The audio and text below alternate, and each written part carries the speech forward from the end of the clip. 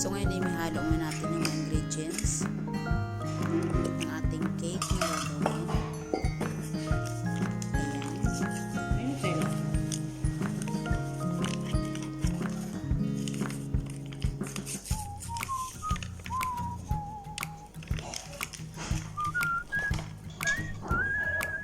So guys, pag nailagay na natin lahat ng mga ingredients, mix natin siya guys. Lagay natin sa mixer. Para hindi tayo mahirapan maghalo. Mix natin.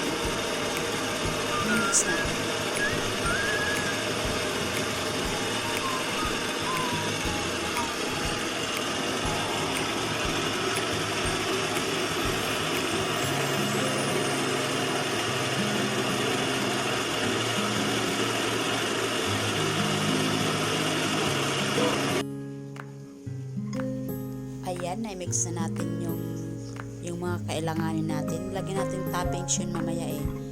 So, i-plat muna natin ito yung mga biscuit natin. Pero guys, bago natin i-plat yung biscuit natin, kailangan ilulublob muna natin siya sa fresh milk. Ayan. Sausaw muna natin sa fresh milk bago natin ilagay. Ang ganyan lang kadali guys. Napakasimple lang. Madali lang ito siyang gawin. Pangmerinda ng mga bata, snacks. I'm sure magugustuhan ito ng mga bata. Yan, iplato na natin siya lahat doon guys. Una, biscuit muna nilalagay natin. Ayan. Punuin natin yung isang lagayan natin.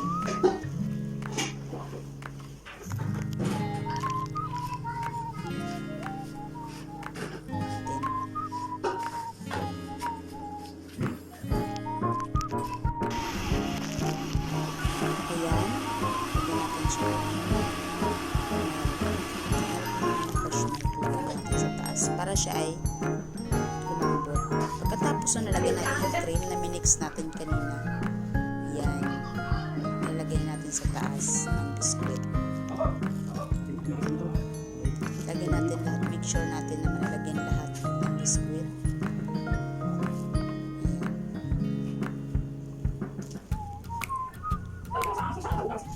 Then after that, talagyan natin ulit ng biscuit sa taas. Pero pag inilagay natin, sausaw pa rin natin siya guys sa milk sa fresh milk. Ganun lang guys ang gagawin natin. Ayan, kailangan nakasawsaw pa rin siya sa fresh milk before natin siya ilalagay. Ganun ang gawin natin, paulit-ulit lang.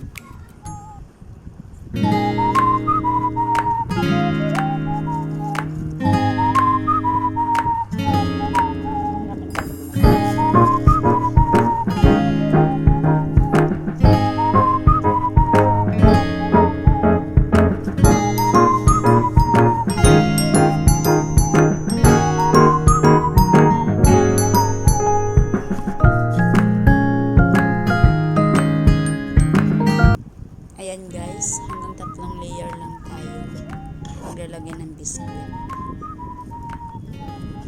At 2 layer na ito siya.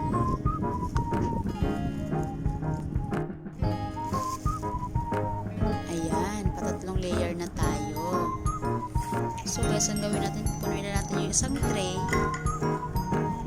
Tapusin na natin ng 3 layer na biscuit before tayo maglagay ng toppings.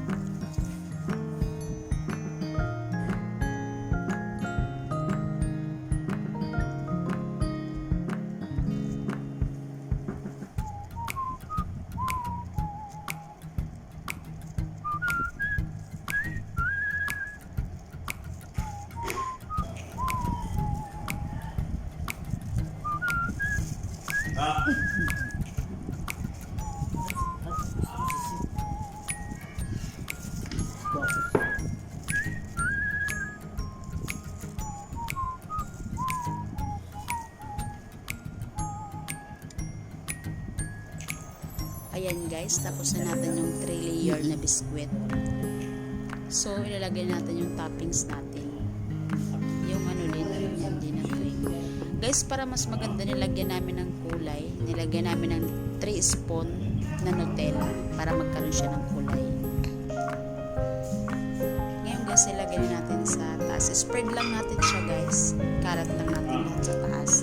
Then after that, pagkatapos natin ilagay yung cream, ilagay natin siya guys sa ref para lumamig. And then, pwede natin kainin. Yan lang guys. Thank you for watching. At kung bago kayo guys sa aking channel, subscribe my channel. I-click naman ng bell button para lagi kayong updated sa aking mga video. Thank you so much.